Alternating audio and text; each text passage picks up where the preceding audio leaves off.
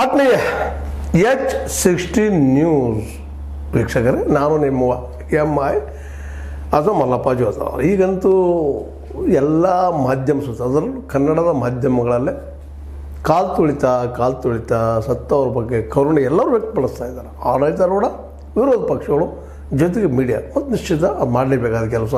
ಸತ್ತವರಿಗಾಗಿ ದುಃಖಿಸುವಂಥ, ನೋವಾಗುವಂಥ ಮಾತು ಎಲ್ಲರೂ ಮಾತಾಡ್ತಾ ಇದ್ದಾರೆ. ಆದರೆ ಹಾಗಾದರೆ ಘಟನೆ, ಆದರೆ ಈಗಾಗಲೇ 4 ಸಂಸ್ಥೆಗಳಿಂದ ತನಿಖೆ ಹಚ್ಚಿಬಿಟ್ಟಿದ್ದಾರೆ. ತನಿಖೆ ನಡೀತಾ ಇದೆ, ಶುರುವಾಗಿದೆ. ಒಂದೊಂದು ತನಿಖೆ ಸ್ಟಾರ್ಟ್ ಮಾಡ್ತಾ ಇದ್ದಾರೆ. ಯಾರು ತಪ್ಪಿತಸ್ಥರು, ಯಾರಲ್ಲ, ಎಲ್ಲರ ಕೈ ಇದರಲ್ಲಿ ಅದು. ಹೀಗಾಗಿ ಮೋಸ್ಟ್ಲಿ ಸರ್ಕಾರ ಸೇಫ್ ಎಷ್ಟು ಹೇಳ್ಬೋದು. ಯಾಕಂದರೆ ಏನೋ ನಮ್ಮ ರಾಹುಲ್ ಗಾಂಧಿಯವರು ಸಿದ್ದರಾಮಯ್ಯರನ್ನ ಜೊತೆಗೆ DK ಅವರನ್ನು ಚರ್ಚೆಗೆ ಕರೆದಿದ್ದಾರೆ ಜಿಲ್ಲೆಗೆ ಅಂತ. ಏನೋ ಬುಲಾವ್ ಮಾಡಿದ್ದಾರೆ, ಬಾಪ ಏನೋ ಏನು ಮಾಡಿದಿರಿ, ಏನು ನಡೀತಿದ್ದು ಕೇಳ ಇರ್ಬೋದು. ಇದ್ರೆ ಏನು ಮಾಡಲಿಕ್ಕೂ ಸಾಧ್ಯ ಇಲ್ಲ. ಸತ್ತೋದವ್ರನ್ನ ಸತ್ತು ಹೋಗಿದ್ದಾರೆ ಪಾಪ, ಮರಣ ಜೀವನದಲ್ಲಿ ಬರಲಾರದು. ಅದು ಇಂಥ ಘಟನೆ ಯಾಕಾಯಿತು, ಅದು ಕಾರಣಕರ್ತರು ಯಾರು. ಈಗ 4 ಆಯೋಗಗಳಿದ್ದಾವೆ, ಅವು ಮಾಡಿ ತಿಳಿಸ್ತಾರೆ. 4 ತನಿಖಾ ಸಂಸ್ಥೆಗಳು. ಅದರಲ್ಲಿ ಯಾರು ಸತ್ಯ, ಎಷ್ಟು ಸುಳ್ಳು, ಯಾರು ಹೇಳ್ತಾರೆ ನೋಡುವಾಗ ಬರ್ತದೆ ಅದರಲ್ಲೇ. ಯಾಕಂದ್ರೆ 4 ತನಿಖಾ ಸಂಸ್ಥೆಗಳು ತನಿಖೆ ಮಾಡುತ್ತಿರುವಾಗ ನೋವು ಯಾವ ರೀತಿ ಆಗ್ತದೆ ಅಂತೇಳಿ ಈಗ ಅದ್ರ ಮೇಲೆ ಹಾಕೋದು ಎಲ್ಲರೂ. ಯಾರು ಮುಖ್ಯಮಂತ್ರಿ ಇರಲಿ, ಉಪಮುಖ್ಯಮಂತ್ರಿ ಇರಲಿ, ವಿರೋಧ ಪಕ್ಷಗಳಿರಲಿ. ವಿರೋಧ ಪಕ್ಷಗಳು ಇನ್ನೇನು ಹೇಳೋಕ್ಕೆ ಸಾಧ್ಯದ. ಗವಾಯಿ ಅವ್ರನ್ನ ತನಿಖೆಗೆ ಹಚ್ಚಿ ಅಂತ ಈಗಾಗಲೇ 6 ವರ್ಷಕ್ಕೆ ಅವ್ರು ಹೇಳಿದ್ದು ನಾವು ನೋಡಿದ್ದೀವಿ. ಒಟ್ಟಾರೆಯಾಗಿ ಎಲ್ಲರೂ ತಮ್ಮ ಸಿಂಪತಿಯನ್ನು ತೋರಿಸೋರು. ಮತ್ತು ಆಲ್ರೆಡಿ ನಮಗೆ ತಿಳಿದಷ್ಟು ಮಟ್ಟಿಗೆ ಕಾಂಗ್ರೆಸ್ ಸರ್ಕಾರ ಆದರೂ, ಸಿದ್ದರಾಮಯ್ಯನವರಾದರೂ ಸಹಿತ ಆದ ತಕ್ಷಣ ಸ್ವಲ್ಪ ಏನೋ ಹೆಚ್ಚು ಕಡಿಮೆ ಆಗಿರ್ಬೋದು ಸಮಯ ಸಲುವಾಗಿ. ನನಗೆ ಪೋಣಿ 5 ಅಂದರೆ ಸಾಯಂಕಾಲ 15 ನಿಮಿಷ ಕಡಿಮೆ ಇದ್ದಾಗ 6ಕ್ಕೆ 15 ನಿಮಿಷ ಕಡಿಮೆ ನನಗೆ ಗೊತ್ತಾಯಿತು ಅಂತೇಳಿ ಏನೋ ಹೇಗೆ ಕೊಟ್ಟಿದ್ದಾರೆ. ಆ ಸಮಯ ಗೊತ್ತಿದ್ದರೂ ಗೊತ್ತಿಲ್ದಂಗೆ ಘಟನೆ ಮಾಡ್ತಾಯಿದ್ದಾರೋ ಅಥವಾ ಗೊತ್ತಿಲ್ಲ ಅಂತ ಅವ್ರು ಹೇಳಿದ ಪ್ರಕಾರ ನೋಡೋಣ. ಅದೇನೋ ಮುಖ್ಯ ಇಲ್ಲ. ಇಲ್ಲಿ ಮುಖ್ಯ ಏನಪ್ಪ ಅಂದ್ರೆ ಗಡಿಬಿಡಿಯಿಂದ, ಏಕಾಏಕಿಯಿಂದ ನಡೆದ ಕಾರಣ ಯಾರು ಅಂತ ಪ್ರಶ್ನೆ ಮಧ್ಯದಾಗ ಈಗಾಗಲೇ RCB ಮೇಲೂ ಆಗ್ಯದ, ಅದ್ರ ಜೊತೆಗೆ ಅದ್ರ ಮೇಲೆ ಹಾಕ್ಯದ, DNA ಮೇಲೆ ಆಗ್ಯದ, ಕ್ರಿಕೆಟ್ ಅಸೋಸಿಯೇಷನ್ ಮೇಲೆ ಆಗ್ಯದ. ಈಗ ನಿಧಾನಕ್ಕೆ ಅದ್ರಾಗ ಭಾಗವಹಿಸಿದಂಥ ಸಿದ್ದರಾಮಯ್ಯ ಜೊತೆಗೆ ಮತ್ತು DK ಶಿವಕುಮಾರ್ ಅವ್ರ ಜೊತೆಗೆ ಈಗ ರಾಜ್ಯಪಾಲ ಹೆಸರು ಅದ್ರಲ್ಲಿ ಬರಲಿಕ್ಕೆ ಆಗ್ತದೆ. ಅದಕ್ಕೆ ರಾಜ್ಯಪಾಲಕ್ಕೆ ಆಹ್ವಾನ ಕೊಟ್ಟರೆ ಅವರು ಎಲ್ಲರೂ ಕೊಡ್ತಾರೆ. ದೊಡ್ಡ ಕಾರ್ಯಕ್ರಮ ಮಧ್ಯೆ ಕೊಡಲೇಬೇಕಾಗ್ತದೆ, ಬಿಟ್ಟು ಮಾಡಲಿಕ್ಕೆ ಬರೋದಿಲ್ಲ. ಪ್ರೋಟೋಕಾಲ್ ಇರ್ತದೆ. ಯಾಕಂದರೆ ರಾಜ್ಯ ಮಟ್ಟದ ಒಂದು ಟೀಮ್ ಗೆದ್ದು ಬಂದಾಗ ಸಹಜ ಏನಪ್ಪ ಅಂದ್ರೆ ಎಲ್ಲರಿಗೂ ಉತ್ಸಾಹ ಇರ್ತದೆ. ಅವೆಲ್ಲ ನಮ್ಮನ್ನು ನೋಡಲಿ, ಗೌರವಿಸಲಿ, ಮಾತಾಡಿಸಲಿ ಅನ್ನೋದು ಎಲ್ಲ ಆಟಗಾರರಿಗೂ ಇರ್ತದೆ, ಜೊತೆಗೆ ಇವ್ರಿಗೂ ಇರ್ತದೆ. ನಾವು ಜನರ ನಡುವಿನಿಂದ ಗೆದ್ದು ಬಂದಂಥ ಮಕ್ಕಳ ನಾವು ಅವ್ರ ಭೇಟಿ ಅವ್ರು ನೋಡೋಣ ಆಟಗಾರನ ಅಂತ ಇವ್ರಿಗೂ ಇರ್ತದೆ, ಯಾರಿಗಿಲ್ಲ. ಯಾಕಂದರೆ ಎಲ್ಲರೂ ಇದ್ದ ಕಾರಣದಿಂದ 3-4 ಲಕ್ಷ ಜನ ಒಮ್ಮೆಗೆ ಓಡಿ ಬರುವಂಥದ್ದು. ಆದರೆ ಅವರು ಓಡಿ ಬರಲಾರ್ದಂಗೆ ವ್ಯವಸ್ಥೆ ಮಾಡಬೇಕಾಗಿತ್ತು ಅನ್ನೋದು ಬಂದ ಇದರಲ್ಲಿ ಆಡಳಿತ ವ್ಯವಸ್ಥೆ ಫೇಲ್ಯೂರ್. ಅದಕ್ಕೆ ಈಗಾಗಲೇ ಸೂಕ್ಷ್ಮವಾಗಿ ಕಾಂಗ್ರೆಸ್ ಸರ್ಕಾರ ಸಹಿತ ಒಪ್ಕೊಳ್ಳಿಕ್ಕತ್ತದ. ಸ್ವಲ್ಪ ನಮಗೆ ತಪ್ಪಾಗ್ಯದ, ಇನ್ನು ಆಗುವುದಿಲ್ಲ ಅನ್ನುವಂಗೆ ಅವ್ರು ಹೇಳ್ತಾ ಇದ್ದಾರೆ. ಆದರೆ ಈಗ ಚರ್ಚೆ ಮಾಡೋಕ್ಕೆ ನಮ್ಮ ಏನಪ್ಪ ಅಂತ ರಾಹುಲ್ ಗಾಂಧಿಯವರು ಸಿದ್ದರಾಮಯ್ಯರನ್ನ ಮತ್ತು DK ಶಿವಕುಮಾರನ್ನ ಕರೆಸಿದ್ದಾರೆ. ಕರೆಸಿನ ಒಂದಿಷ್ಟು ತಾಕೀತು ಮಾಡ್ಬೋದು ಮಾತ್ರ ಅಷ್ಟೇ. ಆದರೆ BJPಗೆ ಬಯಸುವಂಗೆ DK ಶಿವಕುಮಾರ್ ಆಗಲಿ ಅಥವಾ ನಮ್ಮ ಸಿದ್ದರಾಮಯ್ಯರಾಗಲಿ ರಾಜೀನಾಮೆ ಕೊಡ್ತಾರೆ ಅನ್ನೋದು ಸ್ವಲ್ಪ ದೂರದ ಕನಸು ಅಂತದ್ದು. ಯಾಕಂತಂದ್ರೆ ಈಗ ಅವರು ರಾಜೀನಾಮೆ ಕೊಟ್ಟರೆ ಸರ್ಕಾರನ ಬಿದ್ದು ಹೋಗುವಂಥ ಪ್ರಸಂಗ ಅದ. ಯಾಕೆ ಬಿದ್ದು ಹೋಗ್ತದಪ್ಪ ಅಂತಂದ್ರೆ ಸರ್ಕಾರದಲ್ಲಿ ಅವರು ಪರವಾಗಿ ಸಾಕಷ್ಟು MLAಗಳಿದ್ದಾರೆ, ಮತ್ತೇನು ಇದ್ದಾರೆ, ಎಲ್ಲರೂ ಇದ್ದಾರೆ. ಅವರು ಸಹಿತ ನಾಳೆ ಕೇಳೋದ ಪ್ರಸಂಗ ಬರ್ತದೆ. ಅವರು ಅಷ್ಟು ತಪ್ಪು ಯಾಕ್ರಿ, ಎಲ್ಲರೂ ತಪ್ಪು ಇದ್ರೊಳಗೆ. ಇವ್ರನ್ನ ಸೆಂಟ್ರಲ್ ಗೌರ್ಮೆಂಟ್ ರಾಜ್ಯಪಾಲನ ಕರೆಸಬೇಕಾಗ್ತದೆ. ಯಾಕೆ ಅವರು ಭಾಗವಹಿಸಿದ್ರು ಅದರಲ್ಲೇ. ಅಂದರೆ ಭಾಗವಹಿಸೋರೆಲ್ಲರೂ ಇದಕ್ಕೆ ಅನುಕೂಲ ಮಾಡಿಕೊಟ್ಟವರೆಲ್ಲರೂ ತಪ್ಪಿತಸ್ಥರಾದರೆ ಎಲ್ಲರೂ ತಪ್ಪಿತಸ್ಥರಣ.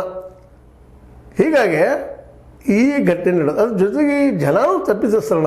ಯಾಕಪ್ಪ ಅಂತಂದ್ರೆ ಒಂದು ಏನಪ್ಪ ಅಂದ್ರೆ ಈ ರೀತಿ ಇದ್ದಾಗ ಸಂಯಮ ಬೇಕಾಗ್ತದೆ. ಹೌದು, ಮಾಸ್ ಒಂದು ಹಿಪ್ನೋಟಿಸಮ್ ಆದಂಗೆ ಆಗ್ತದೆ. ಏನೋ ನಾವು ಮನಸ್ಶಾಸ್ತ್ರದನ್ನೇನು ವ್ಯಾಖ್ಯಾನ ಮಾಡ್ಬೋದು, ಅದಕ್ಕಿಲ್ಲ ಅಂತಲ್ಲ. ಆದರೆ ಸಹಜವಾಗಿ ಒಂದು ವಿಚಾರ ಮಾಡಿದಾಗ ಸರಳ ಸಿದ್ಧಾಂತ ಏನಪ್ಪ ಅಂದ್ರೆ ಸ್ವಲ್ಪ ವೇಟ್ ಮಾಡಬೇಕಪ್ಪ ಜನ ಆದರು ಅಂದರೆ. ಅದು ಒಟ್ಟಾರೆಯಾಗಿ ಸಮೂಹ ಮಾಧ್ಯಮದ ಮೀಡಿಯಾವು ಸಹ ಸಾಕಷ್ಟು ಪ್ರಚಾರ ಮಾಡಿದ್ರಿ. ಸೋಷಿಯಲ್ ಮೀಡಿಯಾ, ಮುಖ್ಯಮಂತ್ರಿ, ಉಪಮುಖ್ಯಮಂತ್ರಿ, ರಾಜ್ಯಪಾಲ, ವಿರೋಧ ಪಕ್ಷದವ್ರು ಕಳಿಸಿದ್ದಾರೆ ಅಂದರೆ ಅದು ಬಂದದೇ ಕಳಿಸಿ. ಹಿಂದಾಗಿ ಯಾರ ಮೇಲೆ ಯಾರು ಶಿಕ್ಷೆ ಕೊಡೋರು ನೀವು. ಇವು ಘಟನೆಗಳಾಗಬಾರ್ದು ಅಷ್ಟೇ. ಆ ದೃಷ್ಟಿಕೊಂಡು ಮುಂದಿನ ದಿನದಲ್ಲಿ ಈ ಸರ್ಕಾರ ಅಥವಾ ಮುಂಬರುವ ಸರ್ಕಾರಗಳು ವರ್ತನೆ ಮಾಡಬೇಕಾಗ್ತದೆ. ಇದು ಎಲ್ಲರಿಗೂ ಪಾಠ. ಯಾವುದಕ್ಕಾದರೂ ಇಂಥ ಸಂಘಟನೆ ಅಥವಾ ಘಟನೆ ಸಂಭವಿಸ್ಬೇಕಾಗ್ತಂದ್ರೆ ಎಚ್ಚರ ನಾವು ಅವುಗಳ ಬಗ್ಗೆ ಕಾರ್ಯಕ್ರಮ ನಿರೂಪಿಸಬೇಕು. ಅದಕ್ಕೆ ಸ್ವಲ್ಪ ಸಮಯಾವಕಾಶ ಇರಬೇಕು, ಅನ್ನುವಂಥದ್ದು. ಯಾಕಂದರೆ ಗಡಿಬಿಡಿ ಮಾಡಿದರೆ ಇಂಥ ಪ್ರಸಂಗ ಆಗ್ತಾವ, ಅವಘಡಗಳು ನಡೀತಾವ. ಇದನ್ನು ನಾವು ಕಂಟ್ರೋಲ್ ಮಾಡಲೇಬೇಕಾದ್ದು ಅನಿವಾರ್ಯ. ಸಮಯ ಕಲಿಸ್ತದ್ರಿ ಇದನ್ನೆಲ್ಲ. ಇದು ಯಾವ ಪಾಠ ಶಾಲೆಯಲ್ಲಿ ಸಿಗೋದಿಲ್ಲ. ಏಕಾಗಿ ಮಂದಿ ಕುಡಿಯೋದು ಏನು ಮಾಡಬೇಕು ಅನ್ನುವಂಥದ್ದಾಗಲಿ ಮತ್ತೇನೂ ಆಗಲಿ ಇಂಥ ಘಟನೆ ಹೆಂಗೆ ಬರ್ತದಂತ ಯಾರೂ ಕನಸು ಕಂಡಿರೋದಿಲ್ಲ. ಇಂಥದ್ರ ಬಗ್ಗೆ ಯಾವ ಸ್ಕೂಲ್ ಕಾಲೇಜುಗಳಲ್ಲೂ ಕಲಿಸ್ಲಿಕ್ಕೆ ಆಗೋದಿಲ್ಲ. ಭಾಳ ಜನ ಹೇಳ್ಬೋದು ಇಷ್ಟ ಇಲ್ಲ, ಇಂಥ ಸಂದರ್ಭ ಆಗಲಿ ಮತ್ತೊಂದು ಸಂದರ್ಭ ಆಗಲಿ ಸಂಯಮದ ಕೆಲಸ ಮಾಡಿರಿ. ಅದು ನಮ್ಮಲ್ಲಿ ಕನ್ನಡದ ಗಾದಿ ಮಾತು ಅದು. ಏನಪ್ಪ ಅಂದ್ರೆ ಗಡಿಬಿಡಿ ಕೊಡೋದಿಲ್ಲ, ಸಮಾಧಾನ ಕೊಟ್ಟು ಹೋಗ್ತದೆ ಅಂತೇಳಿ. ಸಮಾಧಾನದಲ್ಲಿ ಕೆಲಸ ಮಾಡಿದ್ರೆ ಎಲ್ಲ ಸಾಧ್ಯ ಆಗ, ಆದರೆ ನಿರಂತರತೆ ಇರಬೇಕಲ್ಲಿ ಕೆಲಸದಲ್ಲೇ ಅನ್ನೋದಷ್ಟೇ ಮುಖ್ಯ. ಅದು ಇನ್ನು ರಾಜ್ಯಪಾಲರು ಭಾಗವಹಿಸಿದ್ರೆ ಈಗಾಗಲೇ ಹೇಳಿದಾಗ ನಿಮ್ಗೆ ಎಲ್ಲರೂ ಭಾಗವಹಿಸಿದ್ದಾರೆ, ವಿರೋಧ ಪಕ್ಷದವ್ರು ಭಾಗವಹಿಸಿದ್ದಾರೆ. ಅದರಲ್ಲಿ ಒಂದು ಸ್ವಲ್ಪ ವಿರೋಧ ಪಕ್ಷದವರು ಟೀಕಾ ಮಾಡೋಕೆ ಒಂದು ಸಮಯ ಸಿಕ್ಕದ. ಹೀಗಾಗಿ ಈಗ ಯಾರ್ಯಾರಿಗೆ ಯಾವ್ಯಾವ ರೀತಿ ಅನ್ನಿಸ್ತದನೋ ನೋಡಿರಿ. ನಮ್ಮ ಏನಪ್ಪ ಅಂತಂದ್ರೆ ನಮ್ಮ HDK ಅವ್ರಿಗೆ ಇವರು ಕೇವಲ ಮೆಟೀರಿಯಲ್ ಚೀಫ್ ಮಿನಿಸ್ಟರು ಅಂತೇಳಿ ನಾವು ವಿಧಾನಸೌಧದ ಅಷ್ಟೇ ಇದ್ನಿ, ಇಲ್ಲಿ ಜನಕ್ಕೆ ನಾ ಯಾರು ಇಲ್ಲಿ ಸತ್ತಿಲ್ಲ ನಂಗೆ ಸಂಬಂಧ ಇಲ್ಲ ಅನ್ನೋ ಅವ್ರು ಮಾತಾಡಿದ್ರು. ಇವ್ರಿಗೆ ಟಾಂಟ್ ಕೊಟ್ಟಿದ್ದಾರೆ. ಇವ್ರಿನ ಮೇಲೆ ಕರ್ನಾಟಕದ ಮೆಟೀರಿಯಲ್ಗಳ ಮುಖ್ಯಮಂತ್ರಿ ಅದು ಕರೀರಿ ಇವ್ರನ್ನ ಅಂತೇಳಿ. ನರಿವು ಯಾಕಪ್ಪ ಅಂದ್ರೆ ಸಾರ್ವಜನಿಕ ಜೀವನದಾಗಿದ್ದಾಗ ಟೀಕೆ ಟಿಪ್ಪಣಿ ಇರೋಣ. ಇವತ್ತು ಗಾಂಧೀಜಿಯವ್ರ ಮೇಲೆ ಸಾಕಷ್ಟು ಟೀಕೆ ಟಿಪ್ಪಣಿ ಮಾಡ್ತಾ ಇದ್ದೀವಿ ಯಾರಿಗಾದರೂ. ಈಗ ಒಂದು ಧರ್ಮದ ದೈವ ಇನ್ನೊಂದು ಧರ್ಮದ ದೈವಕ್ಕೆ ಚೇಷ್ಟೆ ಮಾಡ್ತಾರೆ. ಇದು ಯಾಕಂದ್ರೆ ನಡೆದಿದ್ದು ನಿರಂತರವಾಗಿ. ಯಾವುದೇ ಧರ್ಮ ಇಲ್ಲದು ಇನ್ನೊಂದು ಧರ್ಮ ಟೀಕಾ ಮಾಡೋದು. ನಾವು ನಿಜವಾಗಿಯೂ ಧರ್ಮ ಒಂದಪ್ಪ, ಎಲ್ಲರೂ ಕೂಡಿ ಹೋಗುವಂಥದ್ದು ಕಲಿಸ್ಬೇಕಂತ ನಾವು ಮಾತಾಡ್ತೀವಿ. ಆದರೆ ವಾಸ್ತವವಾಗಿ ಇವತ್ತು ಏನಾದರೂ ನೋಡಿರಿ, ಎರಡು ಬೇರೆ ಬೇರೆ ಧರ್ಮದ ಜನ ಯಾವ ರೀತಿಯಾಗಿ ಮಾಬ್ ಲಿಂಚಿಂಗ್ ಆಗಿರ್ಬೋದು, ಮತ್ತೊಂದು ಆಗಿರ್ಬೋದು, ಭಯೋತ್ಪಾದನೆ ಘಟನೆಗಳಾಗಿರ್ಬೋದು, ಇವೆಲ್ಲ ವಿಚಾರ ಮಾಡಿದಾಗ ನಮ್ಮ ಧರ್ಮ ಶ್ರೇಷ್ಠ ಅನ್ನೋ ದೃಷ್ಟಿಕೋನ ಆಗಿದ್ದು. ಭಯೋತ್ಪಾದನೆ ಕೆಲಸಗಳು ಎಲ್ಲಿ ಆಗ್ಯಾವ? ಅಲ್ಲೆಲ್ಲ ನಮ್ಮ ಧರ್ಮ ಶ್ರೇಷ್ಠಪ್ಪ ಅನ್ನುವಂಥ ಭಾವನೆ, ಇವ್ರು ಬೇಕಾಗಿಲ್ಲಪ್ಪ ಅನ್ನೋಂಥ ಭಾವನೆ. ಅದೇ ಕಾರಣ ಮಾಬ್ ಲಿಂಚಿಂಗ ಇವರೆಲ್ಲಪ್ಪ ನಾವು ನಮ್ಮ ಕೈಯಲ್ಲಿದ್ದಂಥವ್ರದ್ದು ಇವ್ರು ಮನದಲ್ಲೇ ಅಂದ್ರೆ ದೇವತೆಗಳು ಸಹ ಡಿಫ್ರೆನ್ಸ್ ಆಫ್ ಒಪಿನಿಯನ್ ಇದ್ದ ಅಲ್ಲಿಯೂ ಸಹ ಯುದ್ಧಗಳು ನಿಮ್ಮಿಂದ. ಇಲ್ಲಿ ಜನಸಾಮಾನ್ಯರು ನಾವು ನಮ್ಮಿಂದ ದೇವ್ರು ಹುಟ್ಟಿದೋ ದೇವರಿಂದ ನಾವು ಹುಟ್ಟಿದೋ ಅದು ಪ್ರಶ್ನೆ ಬೇರೆ, ನಮ್ಮ ಚರ್ಚೆ ಮಾಡೋದು ಅದನ್ನು. ಆದರೆ ಇಲ್ಲಿ ಮನುಷ್ಯನ ಮನಸ್ಸು ಯಾವ ರೀತಿಯಾಗಿ ವರ್ಕ್ ಮಾಡ್ತಿರ್ತದೆ ಅದು ಈಗ ನಡೆದು. ಅದು ಈಗಂತೂ ವಿರೋಧ ಪಕ್ಷಗಳು ಭಾಗಿಯಾಗ್ಯಾರ ಮತ್ತು ಆಡಳಿತಾರೂಢ ಪಕ್ಷದವ್ರು ಆಗ್ಯಾರ. ಇವತ್ತು ವಿರೋಧ ಪಕ್ಷದವ್ರು ಒಂದು ಅವಕಾಶ ಏನೈತಪ್ಪ ಅಂದ್ರೆ ಟೀಕಾ ಮಾಡೋಕ್ಕೆ ಅವ್ರಿಗೂ ಸ್ವಲ್ಪ ಏನು ಹಾದಿ ಆಗ್ಯದ. ಯಾಕೆ ವಿರೋಧ ಪಕ್ಷ ಆಗಿದ್ದಾರೆ, ಹೌದು ಹಿಂಗೆ ನೀವು ವಿಚಾರ ಮಾಡ್ಬೇಕಾಗಿತ್ತು ಹೇಳ್ತಾ ಇದ್ದಾರೆ. ಅದಕ್ಕೆ ಅವರು ಈಗ ಹೌದು ತಮ್ಮ ತಪ್ಪಾಗ್ಯದ ನಾವು ಕೇಳ್ತೀವಿ ಅಂತಾರೆ.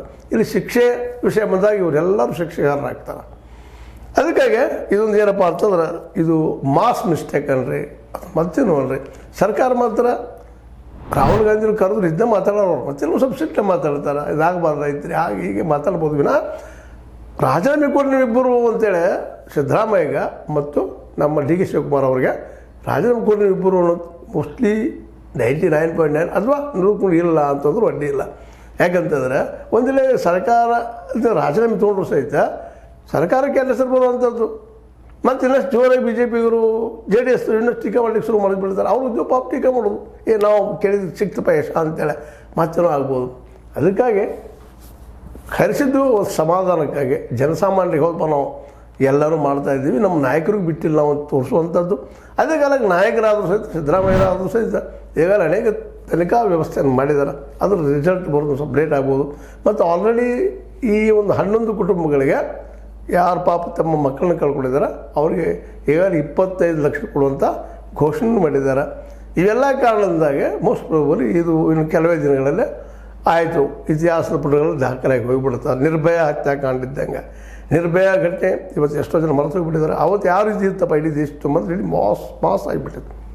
ಇಂಥ ಘಟನೆಗಳು ನಿರ್ಭಯ ಮೇಲೆ ಆದಂಥ ಘಟನೆಗಳು ಇಡೀ ದೇಶ ತುಂಬ ನಿತ್ಯ ನಡೀತಾ ಇದ್ದಾವೆ.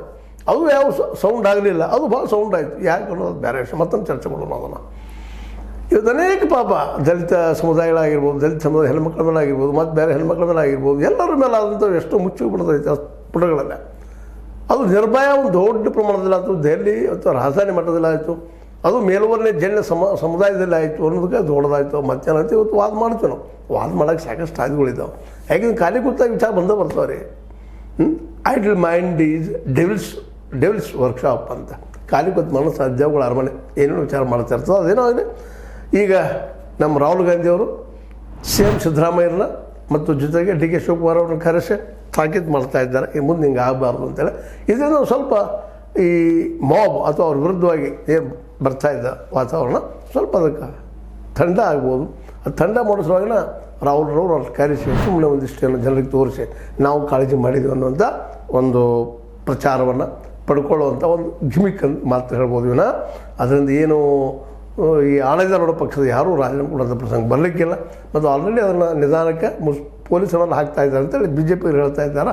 ಹಂಗೂ ಹಿಂಗೆ ಮಾಡಿ ಇದನ್ನು ಆ ಕಡೆ ನೂಕೆ ಈ ಕಡೆ ನೂಕೆ ಬಗೆಹರಿಸಿಬಿಡ್ತಾರೆ. ಮತ್ತು ಆಲ್ರೆಡಿ 11 ಕುಟುಂಬಕ್ಕೆಲ್ಲ 25 ಲಕ್ಷ ಒಂದು ಕುಟುಂಬದ ಸಹಜವಾಗಿ ಅವರಾದರೂ ಸಹಿತ ಇನ್ನು ಮುಂದಿನ ದಿನದಲ್ಲೇ ಅದನ್ನ ಇನ್ನೇನು ಸತ್ತವ್ರಂತೆ ಬರೋದಿಲ್ಲ ಅಂತ ಅವ್ರಿಗೆ ಗೊತ್ತದು.